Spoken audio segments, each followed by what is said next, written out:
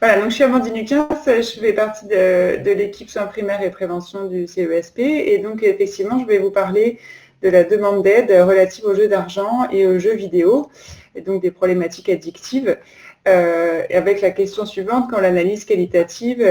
remue la nosographie. Alors pour commencer, déjà un point un peu de contexte sur les enjeux éthiques et de santé publique, mais aussi clinique plus largement de la question des addictions comportementales. Et donc en fait, il faut savoir que dans le champ des addictions comportementales, il y a un champ de recherche qui est vraiment très récent. Donc pour vous situer, la Société internationale de des études sur les addictions comportementales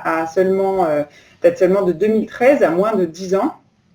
Et on est face un peu au champ addictologique face auquel la question diagnostique est un vrai enjeu, pour faire un peu caricatural, puisque dans les autres addictions à une substance, en fait, les patients font bien souvent le diagnostic par eux-mêmes, en fait, quand ils arrivent en consultation. Le diagnostic n'est pas complexe puisqu'il y a une administration de substances, mais face à un comportement qui fait plutôt partie de la vie quotidienne, des comportements qui sont pour certains banaux, eh bien, on a une vraie question diagnostique et une vraie question de cadre nosographique qui a donc beaucoup animé la communauté scientifique depuis les 10 dernières années et notamment avec l'apparition dans ces classifications, comme je vais vous le montrer, dans les classifications internationales d'entités nosographiques nouvelles ou en tout cas nouvellement rattachées aux addictions comportementales. Donc pourquoi tous ces débats et ces précautions? En fait, puisqu'on est essentiellement face à deux risques. Le premier, c'est la surpathologisation d'un investissement dans un comportement donc qui serait, en fait, cet investissement serait tout à fait normal ou classique. Par exemple, représenterait en fait la traversée dans l'adolescence. C'est une question qui se pose fortement pour l'addiction aux réseaux sociaux, mais aussi pour des comportements qui seraient plus du registre du hobby ou des passions, voire même du sport professionnel, pour certains autres comportements. Donc en fait, on tombe rapidement face à une tentation normative donc qui diaboliserait certains comportements, qui seraient considérés comme pathogènes, mais d'un autre côté, si on est face vraiment à un comportement potentiellement pathogène ou pourvoyeur d'addiction, alors ça met aussi la société face à ses responsabilités, entre guillemets, puisque si un comportement est pathogène, la société doit s'organiser pour protéger la population, notamment à travers des initiatives de prévention, mais aussi d'organisation du système de soins. Donc ça, c'est le premier enjeu, donc d'éviter la surpathologisation, mais aussi de prendre en compte donc, quand il y a un comportement qui est vraiment addictif. Mais ce comportement, s'il pose problème, alors il faut savoir s'il pose problème vraiment parce qu'il est addictif, donc si on est face à une problématique addictive, ou si en fait il est fait de façon répétitive, excessive peut-être même, mais à cause d'autre chose. Donc peut-être ce symptôme serait mieux expliqué par un autre problème, voire une autre pathologie psychiatrique. Et donc, on a une vraie question à la fois diagnostique et sociétale. En effet, vous voyez sur cette diapositive, je vous ai listé l'ensemble des comportements ou des supports qui ont fait l'objet au moins une fois dans la littérature scientifique d'une publication en disant telle personne a une addiction, où on a décrit un cas, donc au minimum un case report d'une addiction à un de ces comportements qui vont de manger à faire du sport, à jouer à des jeux vidéo, se masturber ou démonter une machine. Or, s'il y a beaucoup d'appelés, peu d'élus, comme on dit, puisque dans les classifications à la fois de l'OMS, la CIM-11, mais aussi du DSM, donc la classification américaine dont je vais vous parler juste après, seuls 2 comportements ont été reconnus comme des addictions comportementales, et il s'agit donc du sujet dont je vais vous parler aujourd'hui, le gaming et le gambling disorder. Donc je suis désolée pour l'anglicisme, mais il se trouve en français, en fait, le terme jeu, du coup, correspond aussi bien à l'un qu'à l'autre, donc j'espère que je blesserai les oreilles de personne en utilisant délibérément les termes de gaming et de gambling disorder pendant cette présentation pour que vous soyez un petit peu moins perdus. Donc le gaming étant évidemment les jeux vidéo et le gambling, les jeux d'argent. Donc en fait, dans la CIM-11, la classification nous dit, donc on n'est pas face à une classification qui propose des symptômes, une liste de symptômes, mais qui propose une liste de dimensions qui seraient impliquées à la fois dans le processus et le maintien de la pathologie. Et donc on a 3 dimensions, nous dit la CIM-11,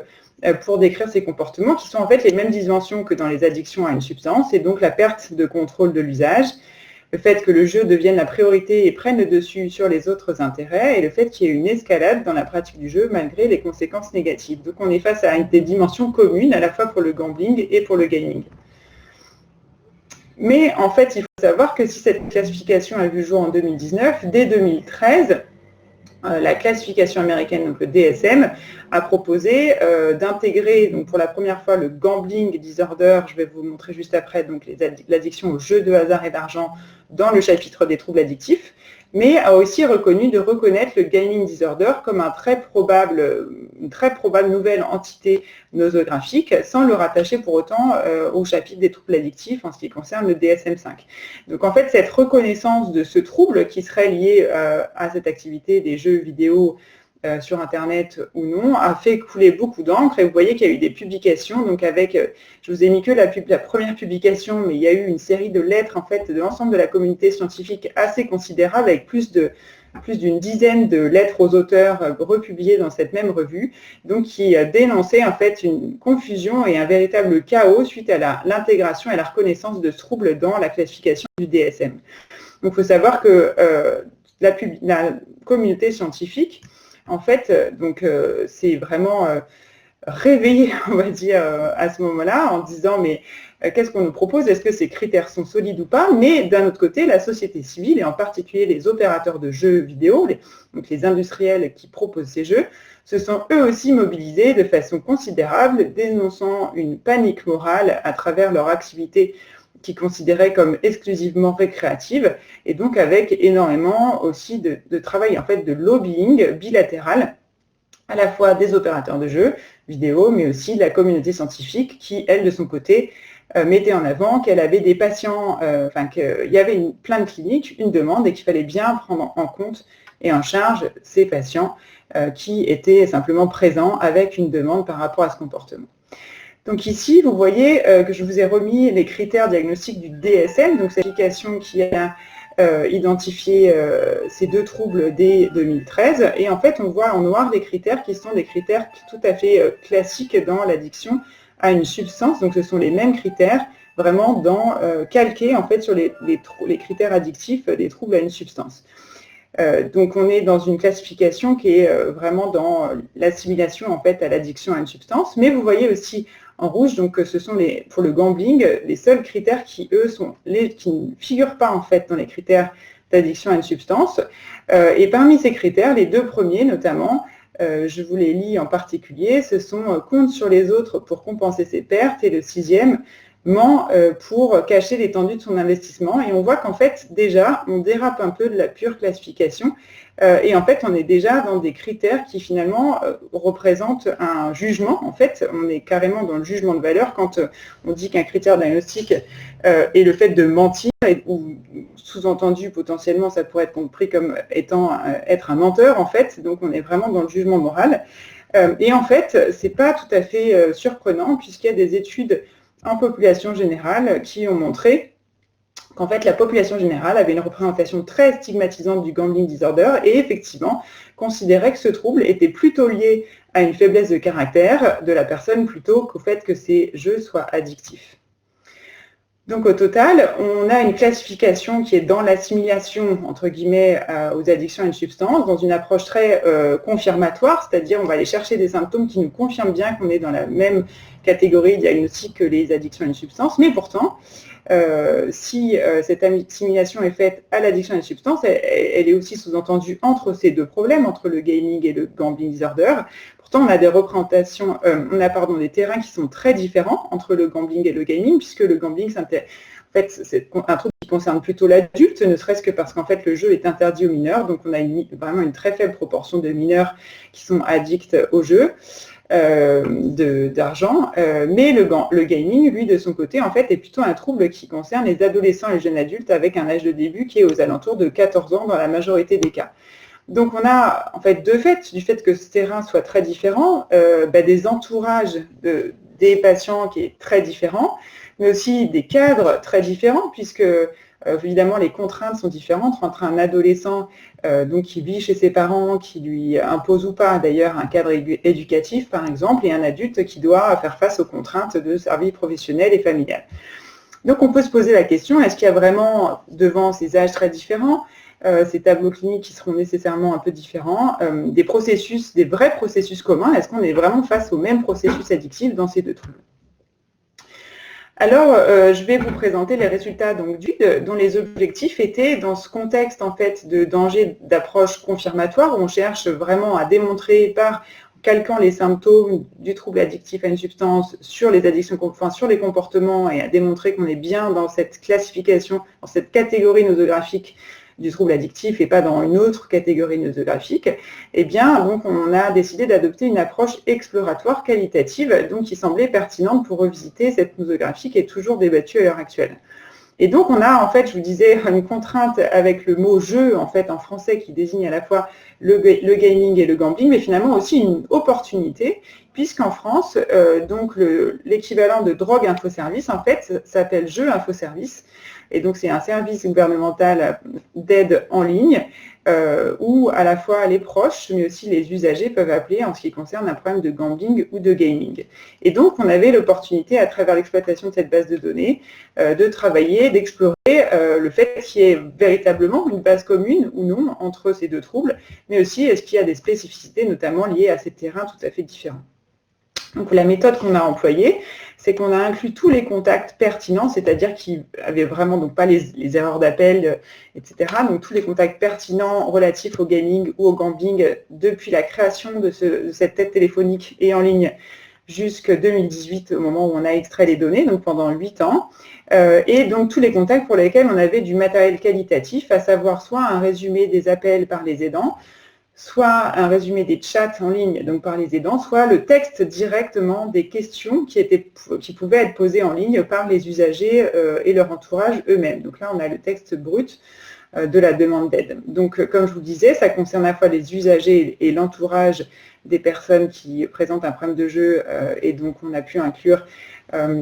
ces deux types de contacts et on a des données minimales socio-démographiques et en ce qui concerne les pratiques de jeu.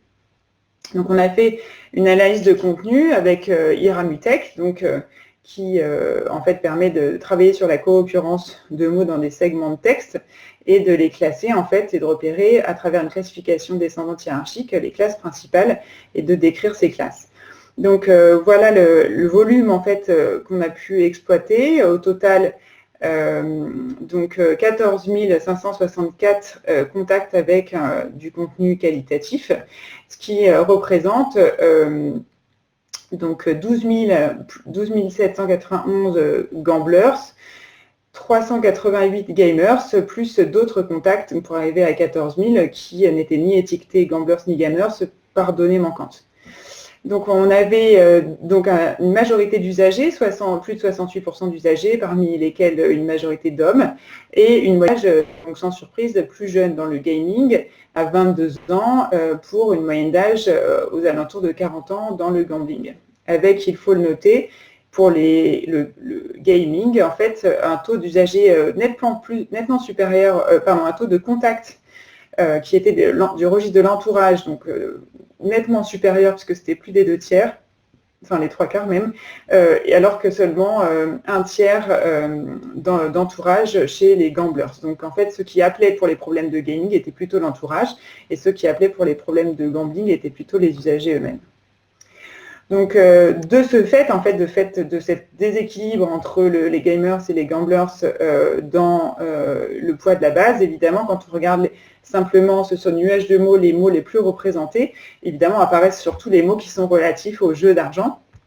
Mais dans la classification descendante hiérarchique qu'on a pu réaliser, on a pu identifier 6 classes que je vais vous présenter pour que vous compreniez le contenu qu'on a pu identifier.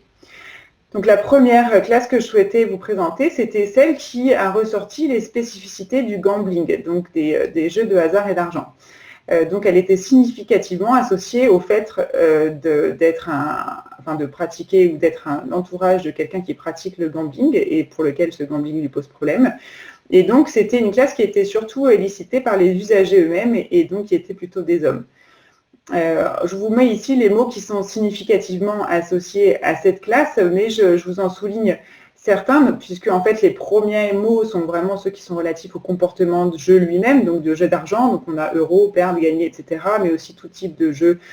donc une liste en fait de différents types de jeux de hasard et d'argent. Mais on a aussi, surtout sur cette dernière ligne en gras, les termes plaisir, peut, ne peut pas, arrêter, rejouer, se refaire, désir de gagner de l'argent, espoir, adrénaline. Et donc, en fait, si vous regardez ces termes, ce sont des termes qui renvoient très directement aux listes de symptômes qui sont identifiés en fait, dans la classification du DSM-5 que je vous ai montré tout à l'heure.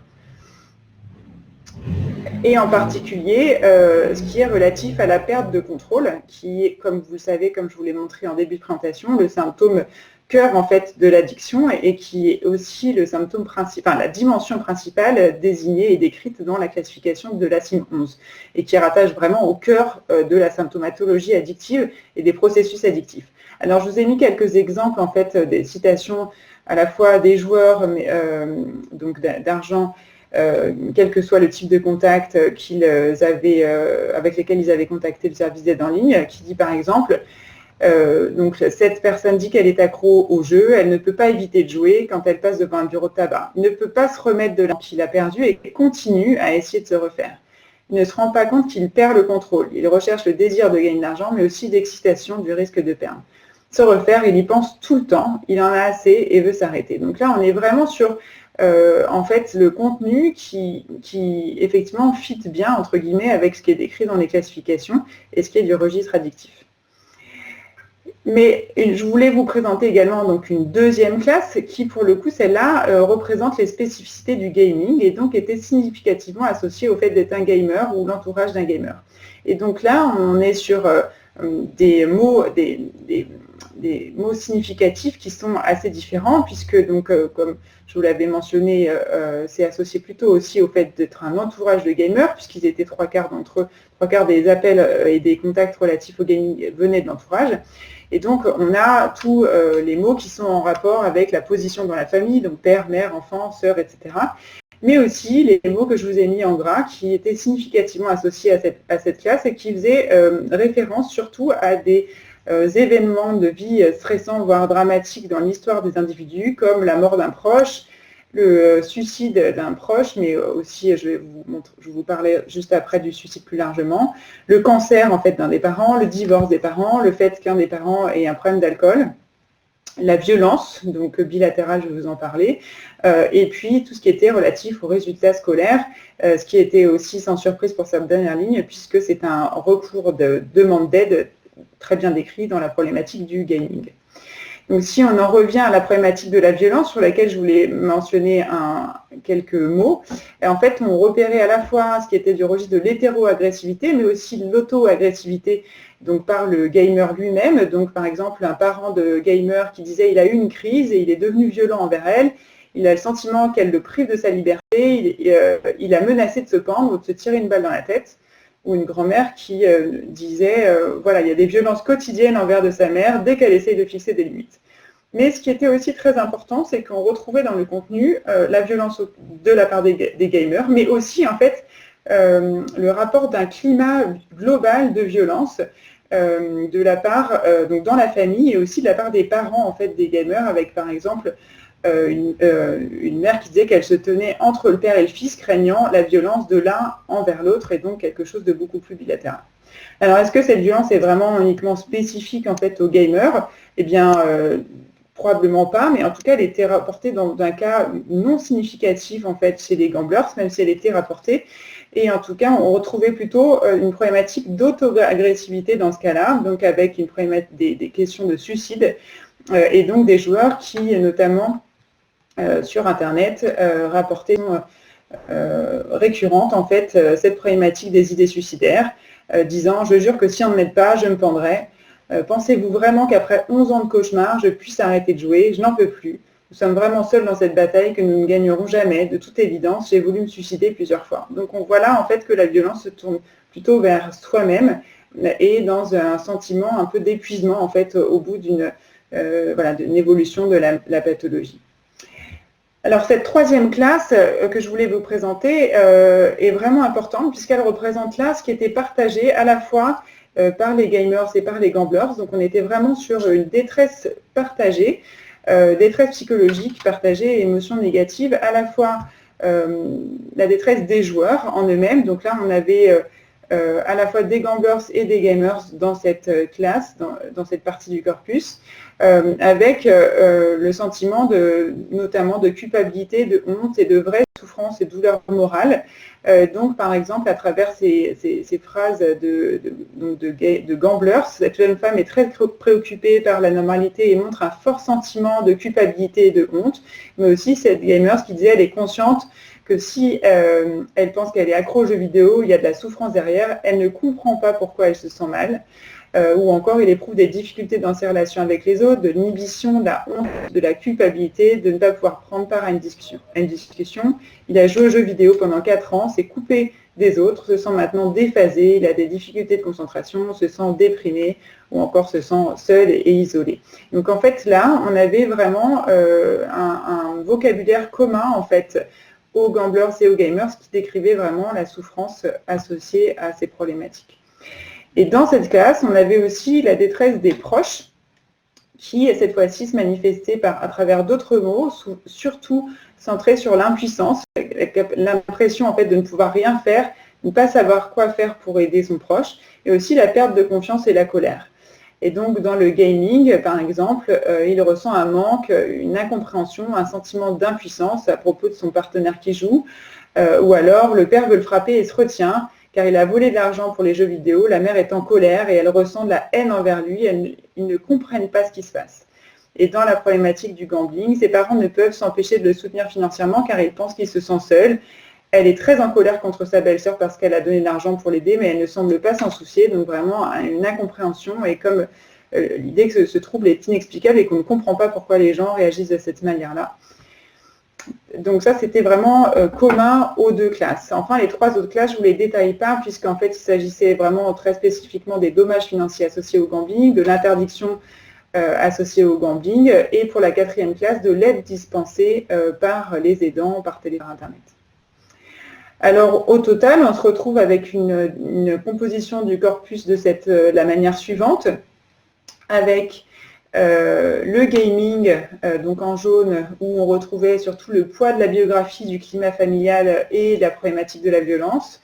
Le gambling, donc avec des choses très spécifiques, du fait que ce soit des jeux d'argent, entre guillemets, donc que les dommages soient surtout financiers et qu'il existe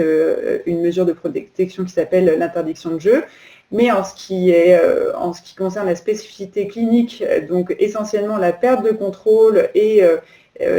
un corpus très proche des critères DSM tels que présents actuellement donc dans la classification. Et enfin, une autre classe qui était commune aux 2, et donc qui n'était ni spécifique ni à l'un ni à l'autre, mais vraiment associée aux 2, au gaming et au gambling, et là qui décrivait à la fois la détresse des proches, mais aussi des usagers en termes de douleur morale et d'émotions négatives. Enfin, à part, donc, comme je vous le disais, l'aide apportée par les professionnels de jeux infoservices. Donc au total, on trouvait des tableaux cliniques vraiment différents, avec d'une part la perte de contrôle, donc le cœur de l'addiction qui était associé significativement simplement au corpus gambling et pas au gaming, et d'un autre côté, le gaming qui était vraiment associé au poids du climat familial et des événements de vie stressants, donc ce qui a déjà été décrit dans la littérature scientifique avec le rôle prédominant d'un attachement de mauvaise qualité, du rejet parental et aussi de la faible estime de soi qui s'ensuit, mais aussi les questions en fait de la voie du pathway de la dépression dans le développement du gaming disorder, voire même de la porosité entre ces troubles.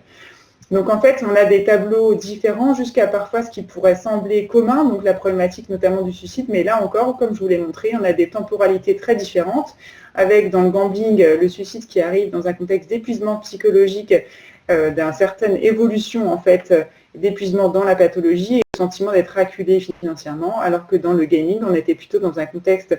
vraiment plutôt de crise en fait aiguë et survenant au cours de conflits avec les parents. Donc, pour discuter ces résultats et continuer cette discussion, la détresse, le fait qu'on ait identifié une classe qui identifie donc la détresse psychologique et qui soit partagée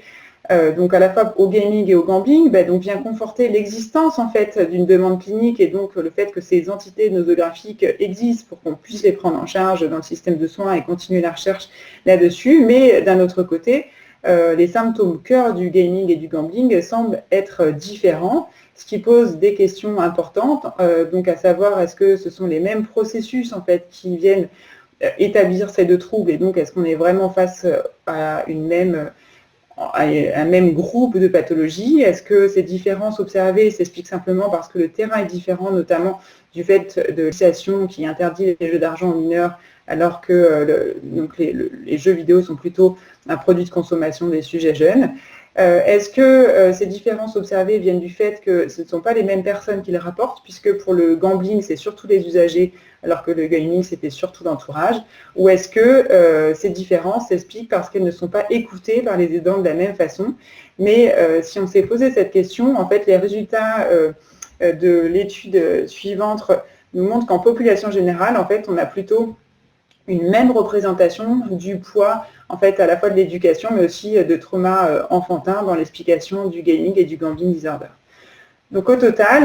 la demande d'aide nous a permis d'identifier deux entités nosographiques avec un noyau commun qui est la souffrance en fait associée à ce comportement réalisé de façon excessive, mais confirme aussi que le fait que ces terrains soient très différents, même si ça n'est pas pris en compte dans les classifications actuelles, et que ces terrains différents pourraient en partie expliquer les spécificités observées, mais probablement pas l'ensemble de ces spécificités, et que la nature même du trouble semble quand même pourtant différenciée, avec la perte du contrôle, donc ce qui est vraiment du registre addictif du côté du gambling, et le rôle du système familial et des événements de vie stressants qui seraient quand même plutôt plus proches en fait dans le processus de mise en place du gaming disorder. Et donc simplement conclure sur la question de quelle liberté